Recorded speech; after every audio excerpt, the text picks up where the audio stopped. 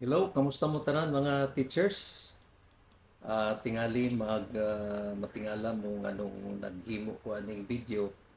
Ako mangugi huna-huna nga karong simanahuna busy mo, wala na tay time nga mo hisgot ni ani kay ah human sa atong maeksaman ta karon. Unya human sa exam kuadasad kaning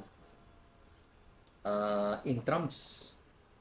So gusto nako nga ipasabot sa inyo ang tool nga atong gamiton para sa atong classroom observation. So nag-decide na lang kung maghimog video para mabalik-balik nyo, no? Kay tingali og meeting ta na iban nga ma-absent unya may ni babalik-balik ninyo kay ako lang i-post din sa atong GC. So ako gipaningkamutan nga makahimo ani. So at least gamiton nato ning atong technology kay namatay technology nga pwede nato mahimo. So kani nga video bahin ni siya sa paggamit nato sa atong COT o Classroom Observation Tool, no? Nga kani siya nakabase sa atong Philippine Professional Standard for Teachers. So kani nga tool gigamit gihapon ni sa public school, ma-apply gihapon ni sa ato. So mao ni ang atong tool nga gamiton. Naatay siyam ka indicators, no, nga atong tan-awon kung naka-align mo ani nga mga indicators. So ang atong tool, no, naa say rating nga 3, 4, 5, 6, 7. Kay kani siya ako unta i-revise ni pero decide ko nga dili na lang i-revise kay mao magid ni siya ang naa sa PPST, no, Philippine Professional Standard for Teachers. So kaning NO diri mao ni siya ang bot pasabot ani not observed, no? So automatic ni siyang rating 3. Ang pinakababa nga rating diri is 3. Ang pinakataas is 7. So ang una is applied knowledge of content within and across teaching areas, across curriculum teaching areas. Ako ni expound sa sunod nga slide. Unya ikaduha, use a range of teaching strategies that enhance learner achievement in literacy and numeracy.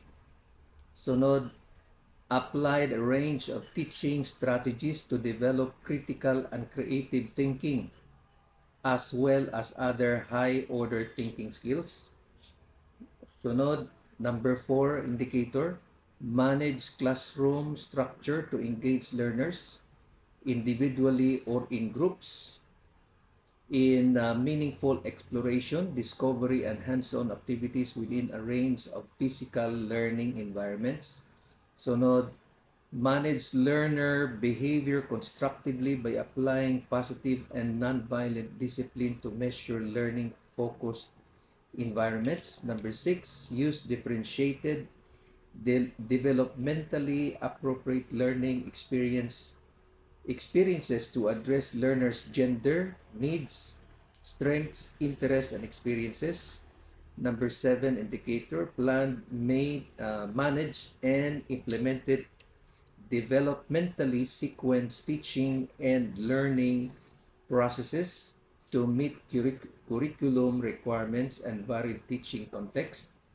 And number 8, selected, developed, organized, and use appropriate teaching learning resources including ICT to address learning goals. And then the last indicator is designed, selected, organized, and used diagnostic, formative, and summative assessment strategies consistent with curriculum requirements. So mo ni ang atong tool. Now dirita sa kwan, akong usa-usahon ni siya, no, o discuss sa inyo.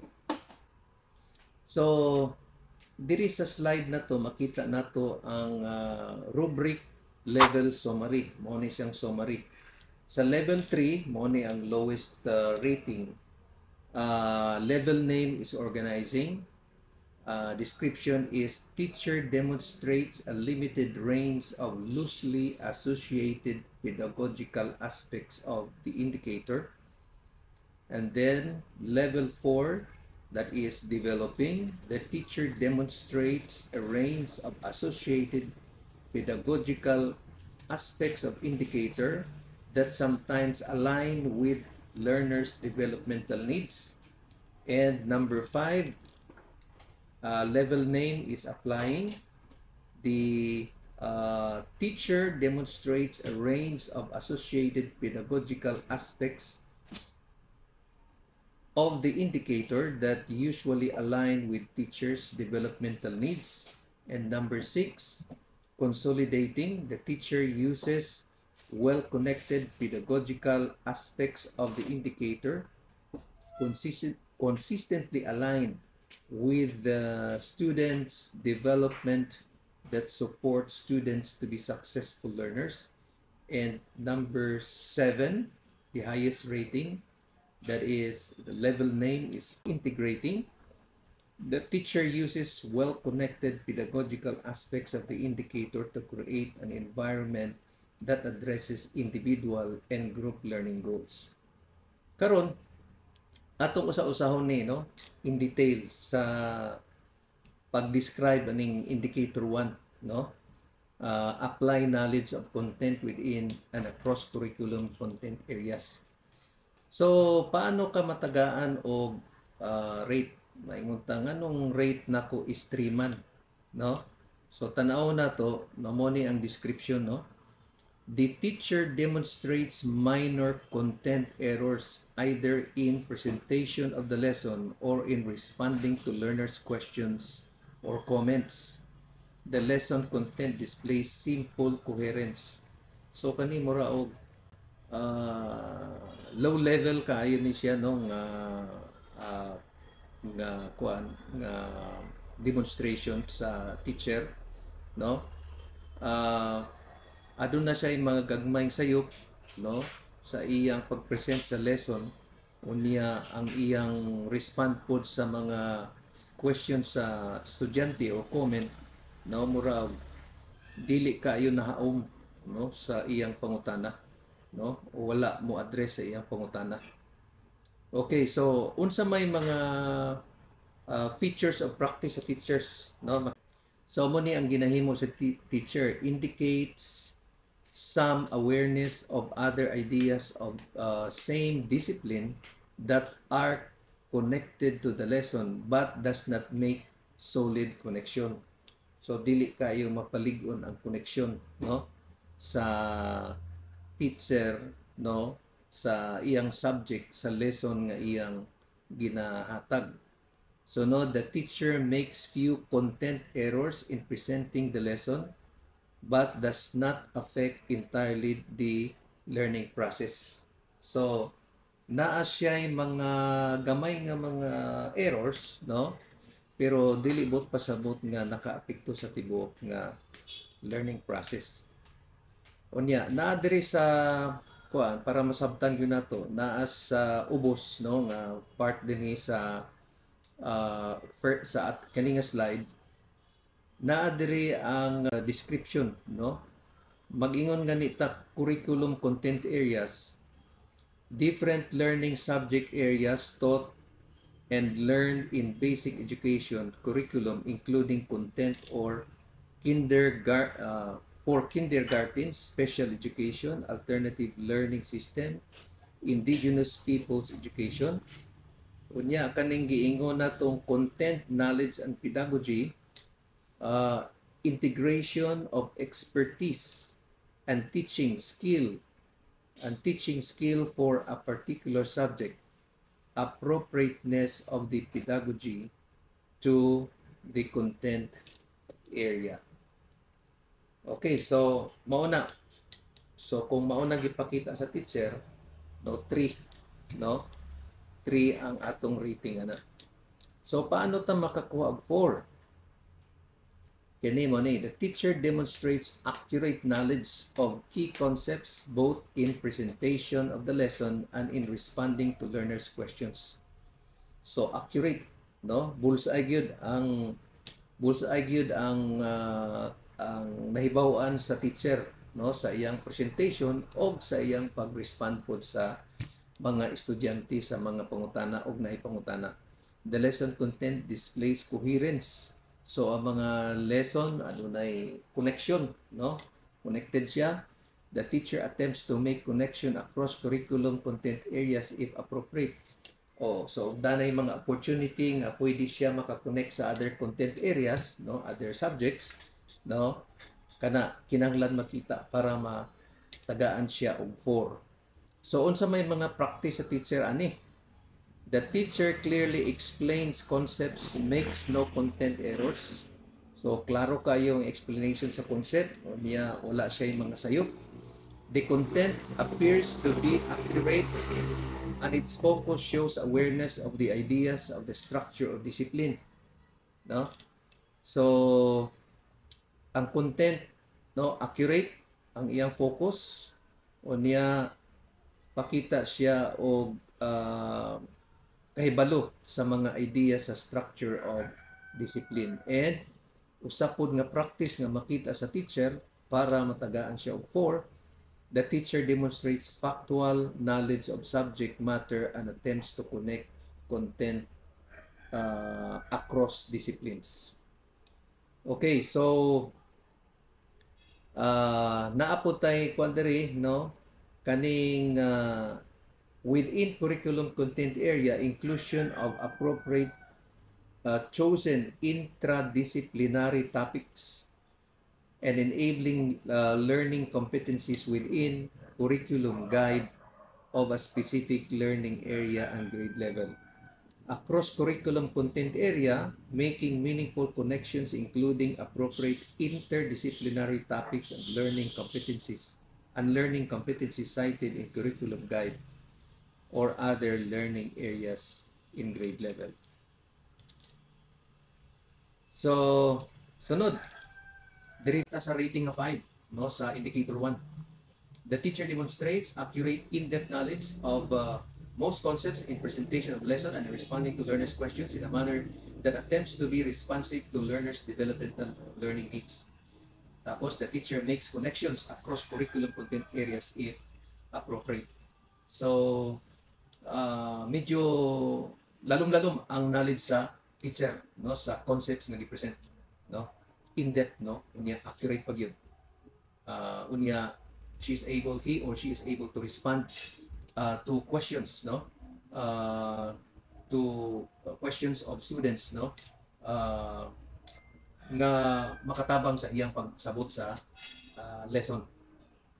Okay, napat na diri uban nga ko ano kaning maginguntang minor errors, no, less degree of errors in content of the lesson, key concepts o pasabot key ideas or topic of the lesson, simple coherence, basic topic in sequence of the lesson with one part linked to the next, no, kaning ang connection mura og smooth kaayo, no, mura og ingon nato seamless, no, seamless connection. Tapos coherence, a logical and developmental sequence in presenting the lesson, pedagogy, method and practice of teaching. So this is the definition of pedagogy, no, practice, method and practice of teaching. Ako na lang ilahos na yung mga definitions din, no, sa mga terms nga gigamit. Accurate knowledge, content is free from errors. In-depth knowledge, foundational knowledge and finer details within the curriculum content. Broad knowledge, knowledge across curriculum content areas. High-level knowledge, accurate, in-depth and broad knowledge within and across curriculum areas. So daghan gyud og nahibaw-an teacher sa iyang lesson o makonect niya sa ubang curriculum areas. So paano ma-rating siya og 6? The teacher demonstrates accurate, in-depth knowledge of all concepts in the presentation of the lesson and in responding to learners' questions in a manner that is responsive to the learners' developmental needs. The teacher makes meaningful connections across curriculum. Okay, so ang iyang connection, no, meaningful, meaning to say relevant, ma-appreciate sa estudyante. ang mga connections nga iyang present sa iyang lesson. So the teacher displays extensive knowledge of the content. The teacher addresses content accurately, and its focus is congruent with big ideas and structure of discipline. Okay, kaning 7 nga rating mo ning highest, no? So unsa may makita sa teacher sa iyang pagtudlo? The teacher applies high-level knowledge of content and pedagogy that creates a conducive learning environment that enables an in-depth, sophisticated understanding of teaching and learning process to meet the individual group learning needs within a cross-curriculum content areas.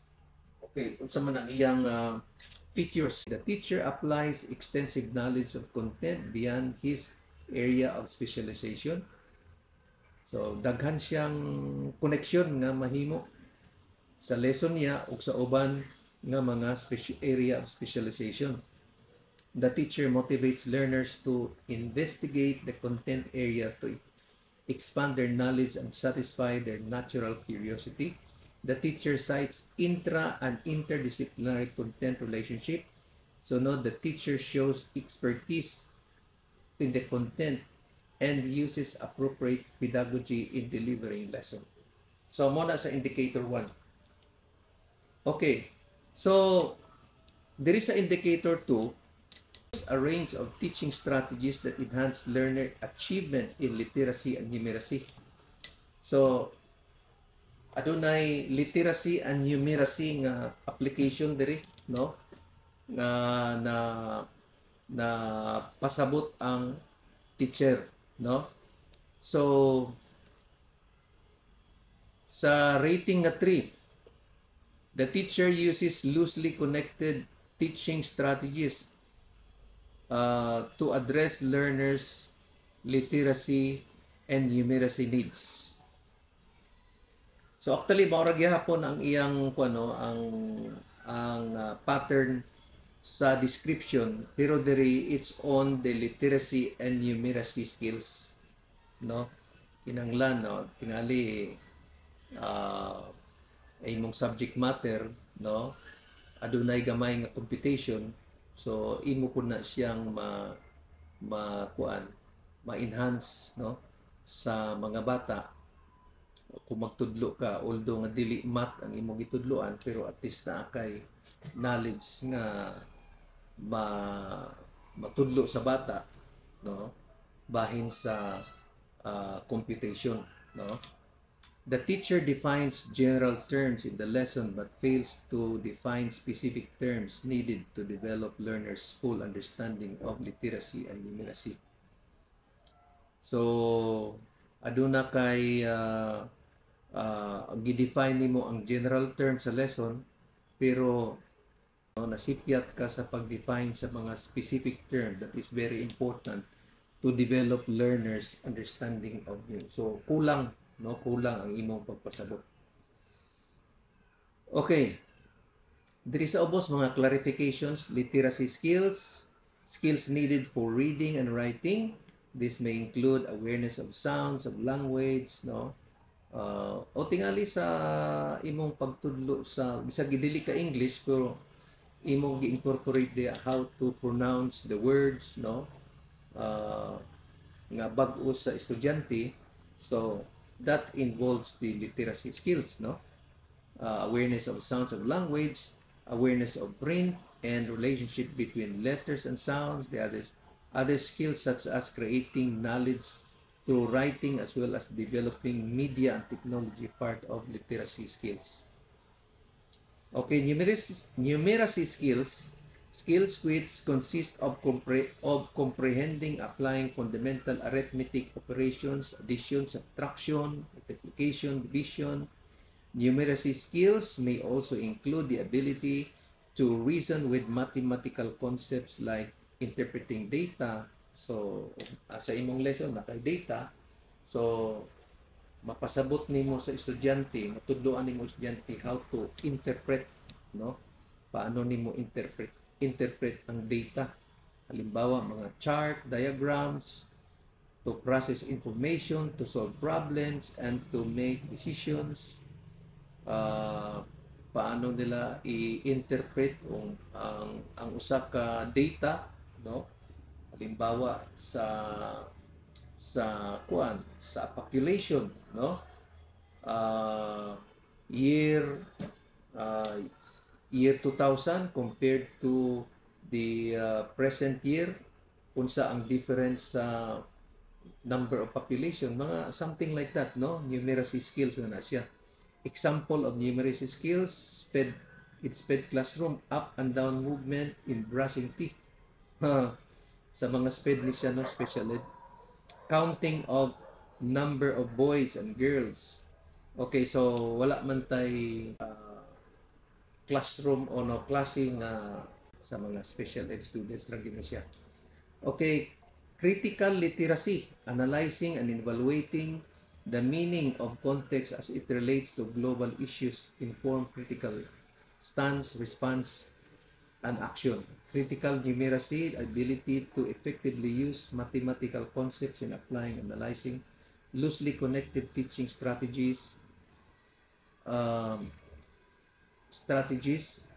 teaching approaches which are mismatched in addressing literacy and numeracy needs. Occasionally, irregular, no?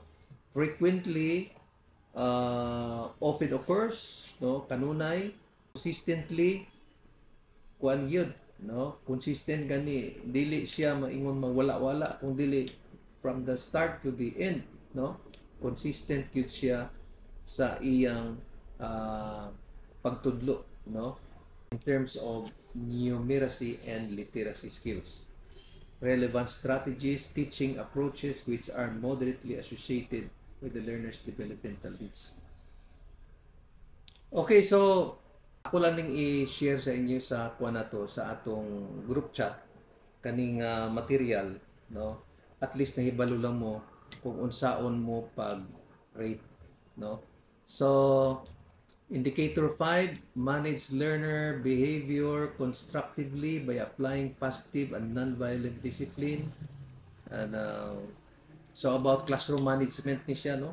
Sa rating na 3, the teacher rarely manages misbehavior against established rules of conduct. So kung dili nimo makontrol imong estudyante sa panahon sa pag-observe nako, so kaning indicator tagaan ta ka og 3, no? Meaning to say you're not able to manage your classroom well, no? Teacher seems to have set of rules conduct but they are not clear to all students. Dili klaro sa mga estudyante ang imo mga rules, no? Na di sila kay teacher communicates and prescribe process to address learner misconduct but are not clear and require repeated prompting which delays and disrupts. So sige lang kag balik-balik, dili klaro, sige lang kag balik-balik sa imong rules, no? Wala masabtan sa estudyante. The teacher responses to the learner misbehavior are inconsistent and sometimes harsh. So kinahanglan consistent ta sa atong pagbadlong sa estudyante ug dili pulingon nga sobra ra pud ta ka harsh, no, sa atong unya sa uban lenient, murag soft ka sa uban gahi kayo. Okay? So tanaw na to ni mga terms diri, no? Positive discipline, effective way to manage misbehaving learners. Sunod, non-violent discipline, immediate action in a peaceful and harmless manner. So dili dapat walay pasakit, no, sa pagdisiplina diri, non-violent. Establish rules sa mga mga set of rules nga gisabot na to sa estudyante, na-apply ba na nato. Constructive, positive, helpful responses of learners. Behavior, manner in which learners act, either positive or negative. Majority, more than half, most, rarely. Okay, that's self-explanatory, no? So I think dila na nako ni kuno, no? At least na ana mo idea kung saon. So dirita sa indicator 6, use differentiated developmentally appropriate learning experiences to address gender, needs, strengths, interests. Okay, differentiated instruction. Lahi-lahi nga ability sa estudyante na bakay pamaagi ana nga ma-address na sila, na mga slow learners nimo, sama nimo sa grouping nimo, isagol ba nimo mga slow learners o fast learners, no? So kana siya, no, about differentiated instruction, no. So sa indicator 7, plan, manage, implement developmentally sequence teaching and learning processes to meet curriculum requirements and varied teaching contexts. To get a rating of 3, the teacher implements the lessons but only in some elements of developmentally sequenced teaching and learning processes. Unsa may iyang practice ani, the teacher does not demonstrate understanding of prerequisite relationships when planning. So kinahanglan aware ka sa kuan kaning nga lesson di sa nimo itudlo, no, kung wala pa nimo natudlo ang mga fundamentals, no. Mao na ang pasabot ani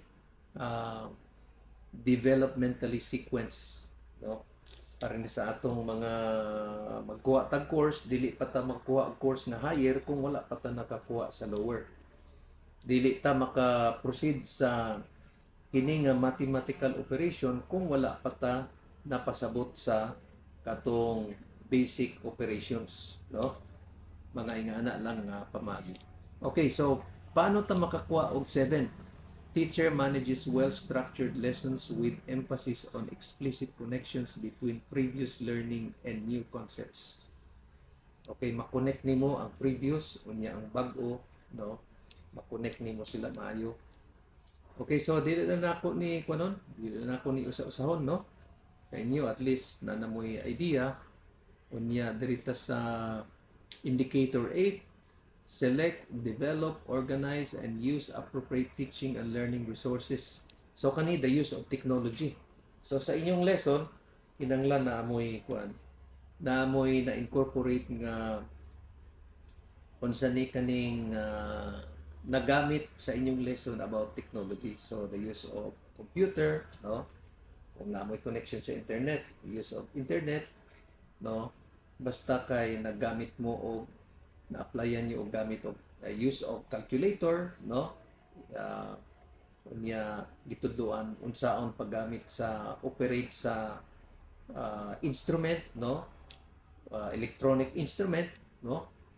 So that is application of technology.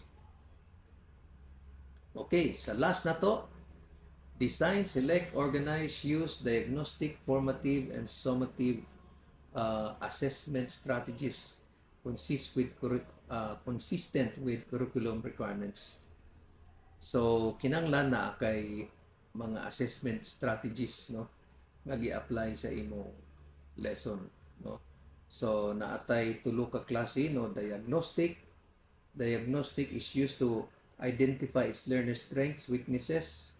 So mo na gitawag diagnostic kay para may bawaan nimo unsa iyang strength, unsa iyang weakness, unsa iyang nahibaw-an ng knowledge, no, prior to introduction of new skills. Mo ni kani mga pre-test drills, mga diagnostic na siya. Formative, used to identify the parts of the lesson where learners need improvement. Halimbawa, recitation, no, show of hands, response cards, no, sunod activities, games, tableau, exit cards, seat works, kana mga formative assessment na siya. Unya ang summative assessment na to, used to identify learner achievement of the objectives of the lesson.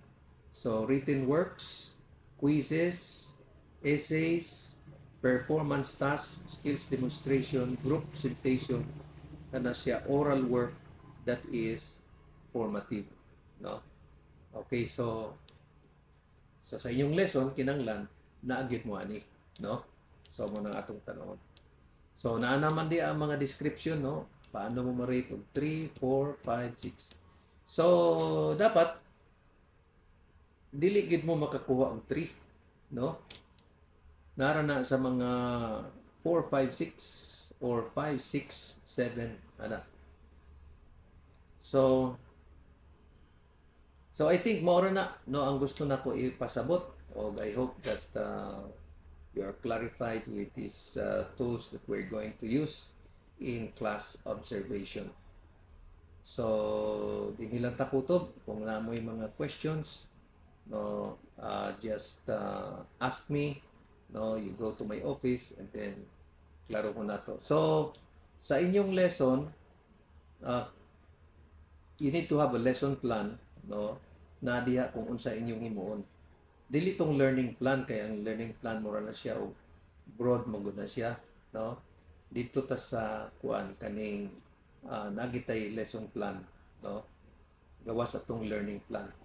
So kanang learning plan nyo i-submit lang sa inyong mga coordinator, no, para ma-check nila unya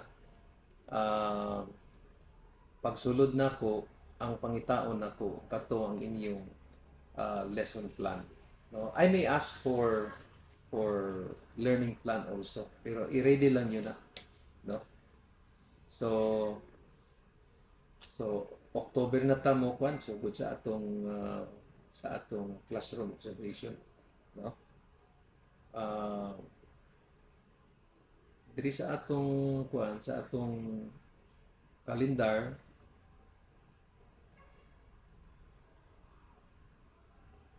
so October 2 is Monday. So siguro at least kapoy-kapoy pa mo ani, no, kay human lang ang intrams. Diri na ta siguro mosugod sa kwan sa uh, October 4, no, October 4, no. So okay na sa inyo October 4, at least naka-andam na mo ana na mo'y 2 days nga naka-ready mo, no. Okay, so din lang hantod. Thank you so much. Thank you for listening and good luck sa inyong classroom observation.